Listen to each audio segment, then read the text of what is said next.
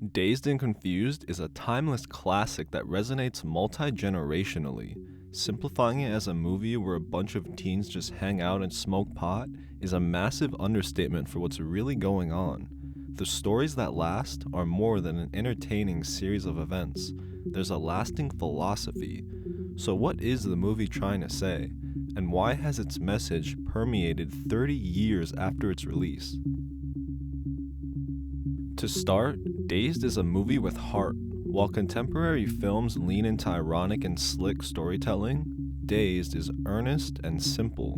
The stakes aren't cosmic or gaudy. Therefore, the characters are grounded, not overly stylized or complex. As a result, we can latch onto them because their conflicts are reasonable. Pink doesn't want to conform to play football, Mitch just wants to survive the senior lickings, and Mike wants to step out of his comfort zone and become anew. The plights are different, but the core issue is the same. These characters desire more for themselves. Their enemies aren't physical, they're spiritual. Man versus self. And in the comic book age, with an apocalypse looming every third act, personal stakes are a breath of fresh air. Three main pillars drive the philosophy of the movie. First, the disillusionment of growing up. The characters idealize the next stage of their life only to find the same disappointment in their current circumstance, clearly illustrated when Slater says he can't wait to get to college because the girls are wild, unlike the ones in high school. Then, in the very next scene, Mitch's crew boasts about getting into high school where all the girls are putting out. Another bitter pill that's swallowed is Pink versus the Pledge. The seniors are poised to be kings of the school, win state, party all year, and end on a high note. But the Pledge demands they abstain from drugs and alcohol. In 1976, Pink's illusion is shattered. You can want it all, but you can't have it all. Compromise is inevitable.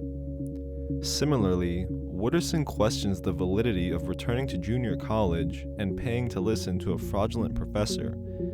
Kids are taught to stay in school, but no one tells you when to exit and begin thinking for yourself. Number 2, transcending your prisons. A recurring motif in the movie is the characters feeling stuck or trapped.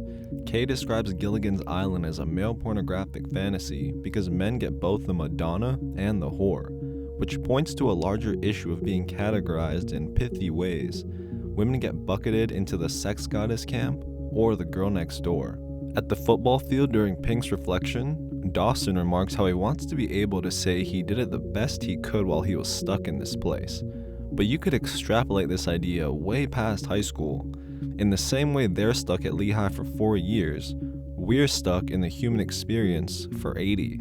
We didn't request to be here. We just showed up. The intellectual trio of Cynthia, Mike, and Tony all grapple with their own self-imposed prisons. Tony's struggle is material and emotional, overcoming his social anxiety by attending a party and having a more visceral romantic experience than Abraham Lincoln with breasts in his sleep, both of which he accomplishes. Mike's struggle is with himself, figuring out what he wants to become and not being the type of person who runs from conflict. He gets his ass beat, but the act of courage will pay dividends in the future. Cynthia's struggle is existential. She's grown tired of the community pressure that overly emphasizes the future as a utopia to maintain. She advocates for the present moment as a full experience rather than a permanent appetizer for the real thing. Lastly, finding your tribe and going your separate ways. While Dazed is in the bottom percentile of cliquey teenage movies, the characters ultimately do split off in subgroups. Pink pulls away from the football crowd and runs with the rebels. Mitch ascends the high school hierarchy by embarrassing O'Banion and earning his stripes. And Sabrina ends up rolling with the geeks over Darla and the other senior royalty, showing that what you're fitting into is just as vital as fitting in. Community in and of itself isn't sustainable. You need to be around others you can unify with, speak the same language, and hold similar values. What is the movie trying to say? I think Dazed advocates for two things: radical transcendence and the examined life. Wooderson's speech at the 50-yard line embodies this when he tells Pink to resist society's web and maintain his sovereignty.